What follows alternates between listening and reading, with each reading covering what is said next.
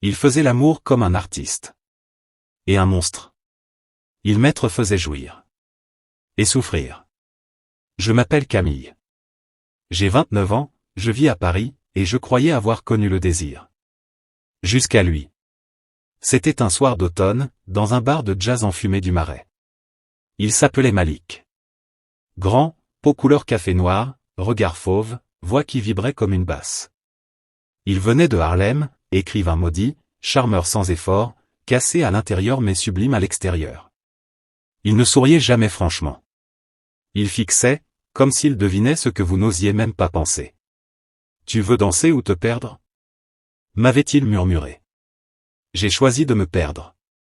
Le sexe avec Malik n'avait rien de doux. C'était brut, fiévreux, déchirant. Chaque nuit ressemblait à une possession. Il m'attachait parfois, doucement, parfois avec colère. Il disait qu'il ne baisait pas, qu'il créait. Et moi, j'oubliais tout. Mon prénom. Mes limites. Ma dignité. Dans son studio de la Goutte d'Or, les murs transpiraient la chaleur et l'obsession. Il écrivait la nuit, et je le regardais, nu, allongé sur les draps froissés. Parfois, il me récitait des poèmes entre deux coups de rein. Parfois, il me laissait seul pendant des heures, puis revenait et me déshabillait sans dire un mot. Il me disait que j'étais son poison préféré. Et moi, je l'aimais comme on aime une drogue. Avec douleur et besoin. Malik n'aimait pas que je parle à d'autres hommes. Un regard, un sourire à un inconnu, et il devenait glacial.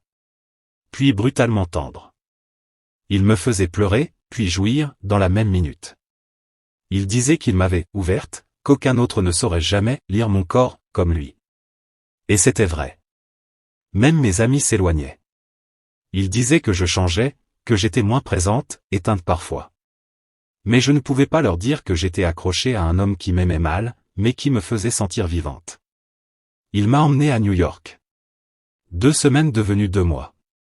Harlem la nuit, les rires amers, les corps qui s'enlacent sans s'aimer. J'ai vu une autre facette de lui. Violente. Démente. Il criait parfois en pleine nuit, hanté par des souvenirs dont il refusait de parler. Et moi, je le serrais contre moi. Il m'a dit un jour. Tu n'es pas réel. Tu es mon rêve qui saigne. Mais ce rêve a tourné au cauchemar. Il a commencé à me repousser. À me blesser volontairement. Puis à s'excuser avec des lettres d'amour longues et magnifiques, pleines de fautes et de passion. Un matin, il n'était plus là. Juste un mot griffonné sur une serviette. Tu es trop lumière pour ma nuit. Par avant que je t'éteigne complètement. Je suis rentré à Paris. Amaigri. Brisé. Libre.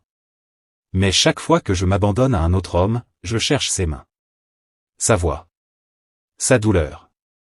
Malik est une brûlure sous ma peau. Une cicatrice que je caresse parfois, en me souvenant de ses baisers violents, de ses mots venimeux, et du goût amer du miel quand il me disait qu'il m'aimait.